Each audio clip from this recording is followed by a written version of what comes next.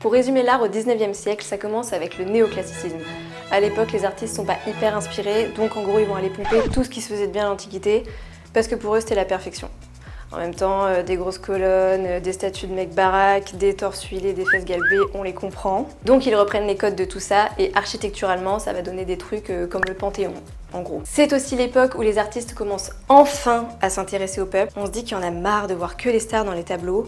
On veut aussi des gens random, comme les mecs qui ont inventé la télé-réalité en fait. Après ça, on passe au romantisme, mais pas comme dans Coup de foudre à Notting Hill. Hein. Au contraire, ça va être dark. Le mood, c'est plus la mort et la violence des sentiments, vous voyez. Donc dans les tableaux, ça donne des gens qui crient, qui pleurent, qui s'affolent, qui tombent dans les pommes. Plus il y a de drama, mieux c'est quoi, c'est tout ce qu'on aime.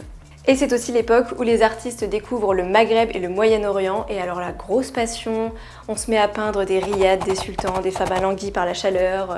Ensuite, on passe au réalisme, notamment avec l'arrivée de la photo. Et comme son nom l'indique, le but du réalisme, c'est d'être un peu plus dans le vrai. Donc des artistes comme Courbet puis Manet vont décider qu'il est temps d'arrêter de make-up la réalité.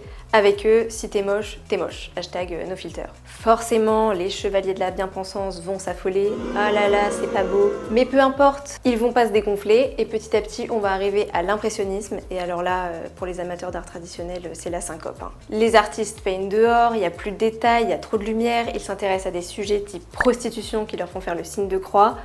Rien ne va plus. Mais comme dirait Jésus, ou Céline Dion, ça dépend de tes croyances, les derniers seront les premiers. Et la preuve, c'est qu'aujourd'hui, les impressionnistes, tout le monde en raffole. Et pour finir, le 19e siècle se termine avec le nouveau Paris d'Haussmann et les expositions universelles qui sont en gros des concours entre pays à qui aura la plus grosse puissance économique, la plus grosse puissance industrielle, la plus grosse puissance coloniale, enfin vous avez compris.